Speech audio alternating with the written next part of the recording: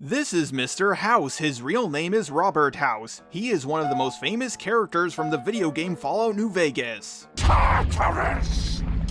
This is Andrew Ryan. He is the most well-known character from the game Bioshock. I do not remember inviting you into my city. They are both based off the same man, Howard Hughes. Because of this, tons of people believe that House and Ryan hold the same political position. Even people like Dubas Goobas believe this. I don't know why I'm here. Grandma, what did the TV man believe in again? Well, he was a libertarian, sweetheart. What do they believe? Should someone have to have a government-issued license to drive a car? Hell no. What's next? Requiring a license to make toast in your own damn toaster? Uh-oh. But this is far from the truth. Yes, they are both capitalist, but one is more of an authoritarian capitalist, and the other is closer to an anarcho-capitalist. Before we begin, I think it's best if we go over the man these two fictional characters are based off of, Howard Hughes. At one point, he was the richest man in America. He had the world at his fingertips. He created the fastest plane at the time. His company made the largest plane ever built in history. He was even a pioneer of filmmaking, but he's most remembered for his eccentric behavior. By that I mean the dude did a lot of crazy things like fly around London naked, going on a diet of chocolate, milk, and painkillers while sitting in a dark room naked. And he was so terrified of germs that he wouldn't ever touch doorknobs or shake people's hands. The man was a celebrity billionaire until the last 20 years of his life, when he became closed off from the world. He became obsessed with cleanliness and controlling every aspect of his environment. Tons of people have called him the original eccentric billionaire. The man created false stories of his life, like how he was a substitute baby for his parents after their son died. His father was a penniless womanizer who got lucky when he struck oil, making him rich. Yeah, you know that classic cliche of a regular Joe Smo licking a drop of oil from an oil geyser and then transforming into a billionaire? Yeah, Howard Hughes' dad might have been the originator of that meme. He would buy up land for only a few dollars an acre and then sell it for hundreds of dollars an acre, only a few days later. Now, most people would have been happy with this much money and live out their days having fun, but he wanted even more. He invented the Hughes tool bit. It vastly improved the way people drilled for oil, making millions flow into his bank account. But you aren't here for him, you are here for his son. Howard Hughes was a bit of what many would call a sissy back then. He would spend more time with the girls than the boys, but he was a boy genius. At 11 years old, he put together his first wireless radio transmitter. 1 year later, he created the first motorized bicycle out of spare parts from a steam engine. When he was 19, both of his parents were dead. He inherited his father's company and learned he knew nothing of the oil business. With his parents' fortune, he pursued his passions of building airplanes and making movies. One of the most well-known movies he made was Hell's Angels. He even made the movie Scarface. Yes, that Scarface. Okay. Do you want to play rough? Okay. No. Say hello to my little friend!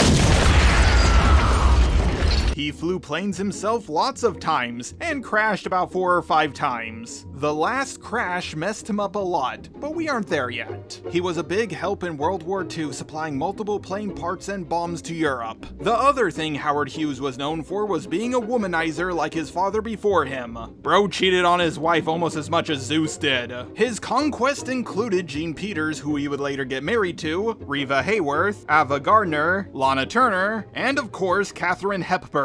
He also suffered from OCD, which will be important later. He would wash his hands a lot and triple check his work to make sure it was absolutely perfect.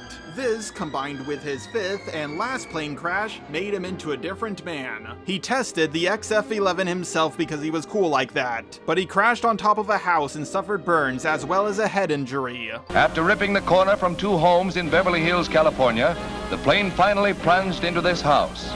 The force of the impact virtually wrecked the building and caused the plane to catch fire. Because of the pain, he indulged in 3 different drugs daily: codeine, Valium, and Emperit. Like a crazy YouTuber, he would eat nothing but chocolate and milk as he was sitting in a dark room. But during these episodes, he sold his share of TWA and became a billionaire and the richest man in America. Howard Hughes relocated the penthouse suite of the Desert Inn to Las Vegas. Are you starting to see the Mr. House references now? He started buying up the city itself, as as he stayed hidden in his penthouse. Throughout his long life of doing crazy things, like flying around London naked, he died in 1976 of kidney failure. Truly, it is no wonder as to why some of the most popular video game characters were based off of this eccentric man. He already seemed like a cartoon character, but I guess that's the luxury of ridiculous wealth. Now let's take a look at the 2 video game characters that were based off of him.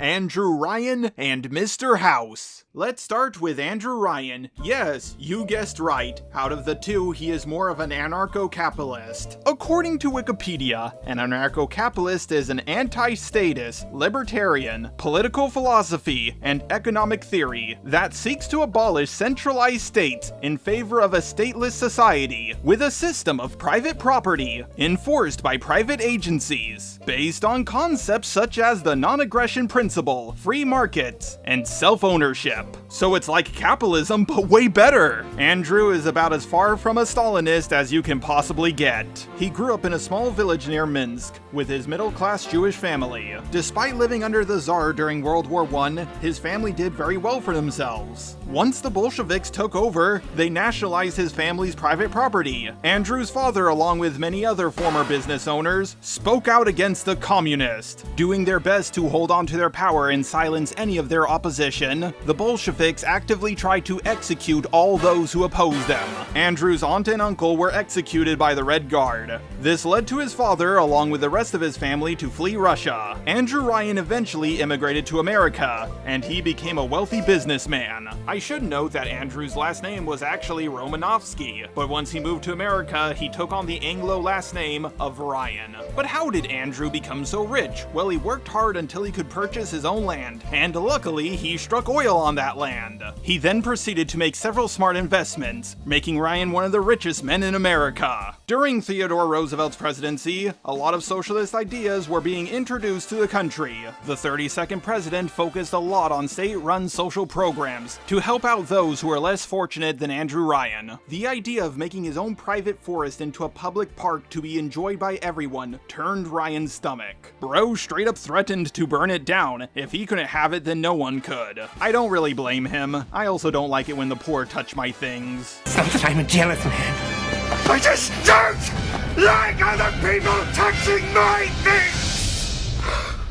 Andrew Ryan doesn't like the idea of the Tsar owning everything, nor the people owning everything. He just wants man to own his own labor by the sweat of his own brow. When he realized there was no country like that, he decided to build his own in secret, underwater. I don't know how he pulled this off, but somehow he did. I'm guessing he did this so other countries wouldn't mess with what he built, and so no parasites got into his beloved city. He's not exactly the kind of guy who's willing to force people to pay taxes to fund a military. The city only had one and only law: no contact with the outside world. Because of the absolutely based and red-pilled society he's created, science and technology flourished. Artists didn't have to worry about censorship, and scientists didn't have to worry about silly ethics and morals. But Andrew Ryan miscalculated 2 things. 1, there's a reason why scientists follow certain ethics and morals. A type of sea slug was discovered. Its body was full of a substance that worked like stem cells. Actually, it worked even better than stem cells because it could modify stem cells. This substance was called Atom. People used Atom for their own gain. It was an absolute miracle of science. It could give people superpowers like pyrokinesis, teleportation, shooting electricity, and many other things. But it wasn't tested properly, and people found out it was highly addictive far too late. Also, if people didn't constantly take it, their mental health would quickly deteriorate. Before he knew it, his glorious city was full of splicers, which are people who splice their DNA one too many times. And 2, he did not calculate for the people who would be unsuccessful in this society. So when a bold fellow by the name of Frank Fontaine offered a somewhat communist revolution, the poor quickly hopped on board. You see. Chairman Mao has led us from victory to victory. The great proletarian cultural revolution, initiated and led personally by Chairman Mao, is aimed at eradicating bourgeois ideology, establishing proletarian ideology, remolding people's souls, revolutionizing their thinking, uprooting revisionism, and consolidating and developing the socialist system. You see, the economic system of Rapture encouraged people to be exploitative. The idea of unions and workers' rights was way too communist for Andrew Ryan's utopia. Here's an example of exploitation that happened within the city. There were two men who were business rivals. They were selling the same product, but one of them also ran a trash eradication service. In an attempt to run his rival out of business, he would charge him 10 times the amount. According to Andrew Ryan, this was A-okay. Was there anyone who thrived in this society aside from Andrew Ryan? Why yes, it was a man by the name of Frank Fontaine, aka Atlas. He gained a monopoly on plasmids, which is concentrated atom, and slowly started becoming even more beloved than Andrew Ryan himself, due in part to plasmids being awesome! Instead of feeling happy for Frank Fontaine, Andrew attempted to nationalize plasmids. He became a dictator and made several strict rules, such as none being allowed to leave the city of Rapture. I'm gonna be honest here, Andrew Ryan is a complete strawman caricature. Even Ayn Rand would look at him and think he's a clown. A middle schooler could see the holes in a government system like this. That being said, I still think Andrew Ryan is a well-written character. You can see his ideals form from his upbringing, dealing with the communist government, and how he would see the complete opposite of communism as being the righteous path. How he believed he didn't get lucky with striking oil. He was just profiting from the sweat of his own brow. He didn't set out to make what Rapture would evolve into. He just wanted a society of unchecked freedom. In the end, he made a cage trapping multiple people, including himself. So let's move on to the second popular video game character inspired by Howard Hughes, Mr. House, a man who was so good at investing that not even the apocalypse caught him off guard. Robert House, much like Howard Hughes and Andrew Ryan, was a genius. At the age of 18 or possibly younger, Robert House was accepted into the Commonwealth Institute of Science and Technology. He founded his company Robco Industries when he was 22. In just 5 years, it became the biggest robotics company in the world. But despite all of this, he didn't grow up rich. His parents did run a small company at the time called H&H Tools, but at the age of 2, his parents died when their autogyro was struck by lightning. His older brother Anthony cheated him out of his inheritance by claiming that Robert was a bastard and not truly part of the family. What a true mad lad. Being cheated out of a life of luxury at such a young age more than likely had a big influence on him, turning House into the man he is today.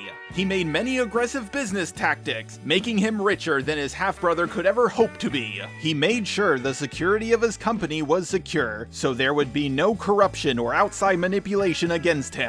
He did whatever it took to exceed and acquire his competition. He was even in the process of absorbing his half-brother's company, H&H Tools, a few years before the Great War. Robert House was not against partnering with other companies to further his influence. He partnered with companies from Nuka World to Vault-Tec. Robco was everywhere, but also respected because of their PR campaigns. But this was all before the bombs dropped. Mr. House kept up with current events. He calculated that the world would experience a nuclear war 15 years before it happened. His prediction was only off by 1 day. Elon Musk wishes he was this good at prediction. Unfortunately, he had too much faith in his prediction, and the nuke started falling 20 hours before he got everything ready. Yes, he lived through the end of the world, as well as centuries afterwards. And yes, he did have an army of robots at his command, but he didn't have the most essential thing for his defense systems, the Platinum chip. The Platinum chip had the capacity of upgrading the Lucky 38's defense system, as well as his army of robots, the Securitrons, massively. Without this chip, only some of the nukes were stopped before they hit Las Vegas. None of them hit the strip where the Lucky 38 was. However, they did hit the surrounding areas. This made the system crash, putting him into a coma for 51 years. Without the proper defenses in place for the city, parasites, scavengers took apart the city, but none of them were able to get into the Lucky 38. He lost everything when he was 2, and now the same thing was happening to him again. He knew with his small force of Securitrons that he didn't have the manpower to take the city back. He waited until the time was right to strike. He waited 136 years, until the Battle of Hoover Dam started between the New California Republic, aka the NCR, and Caesar's Legion. The Lucky 38, for the first time in centuries, finally opened up, and Securitrons poured out of it. House offered a deal with the tribes and raiders that were occupying Las Vegas. Join me, leave, or die.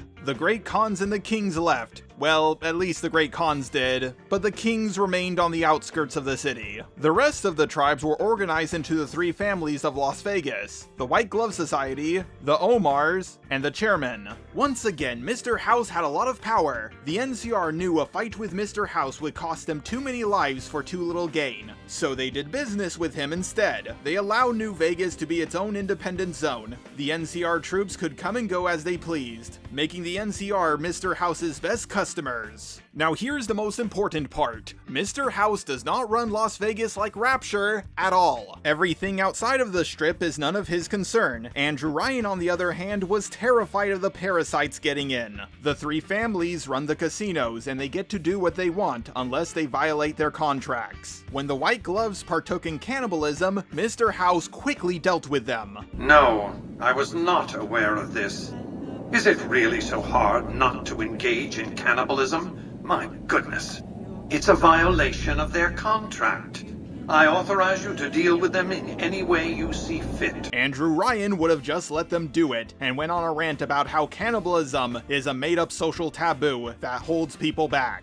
Freeside, a section of New Vegas, does not have law or order, but that's because Mr. House abandoned it. All of the vendors who operate on the strip must pay a 50% tax on their goods and services sold. I don't think I need to explain why Andrew Ryan would have a problem with this. Mr. House is an autocrat, which is like a dictator, but don't take my word for it, he tells us this himself.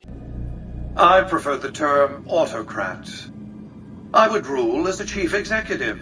I would not answer to a board of directors or any other entity. Nothing to impede progress. If you want to see the fate of democracies, look out the windows. Lots of people believe that Mr. House's side is the best choice out of the four, but that's not saying much when you compare his side to the others. It means a nationalist, imperialist, totalitarian, homogenous culture that obliterates the identity of every group it conquers. Long-term stability at all costs. The individual has no value beyond his utility to the state, whether as an instrument of war or production. Andrew Ryan runs his city like Somalia, but with drugs that give you superpowers and better technology. Mr. House, on the other hand, runs his city like Singapore. New Vegas is more than a city. It's the remedy to mankind's derailment. The city's economy is a blast furnace in which can be forged the steel of a new rail line running straight to a new horizon. Singapore runs on authoritarian capitalism. Unlike the USA, which focuses on the state being involved with privately owned businesses as little as possible, Singapore state is very involved in every business. There's a pretty good video from Soup Emporium that goes into detail about how Mr. House runs New Vegas like Singapore. I'll link it down below, please go check it out. Hello, Editing Jar here. One thing Soup Emporium did not go over in his video is that Singapore also got rich by striking oil. That seems to be a theme with this video. But I hope you now see the differences between Mr. House and Andrew Ryan. There's even a funny AI debate between the two that I highly recommend you check out after you finish this video. I debate a man who believes in control, in ruling over the masses, with a cold, calculating grip. A charming introduction, Mr. Ryan. But let us not confuse tyranny with governance. In New Vegas, I have provided stability, security, and prosperity. I will also be linking a lot of other videos that helped me with research for this video. I hope you all enjoyed the video. Please leave me your suggestions on what you would like me to talk about next time. Anyways, that's all I have for today. Go away now.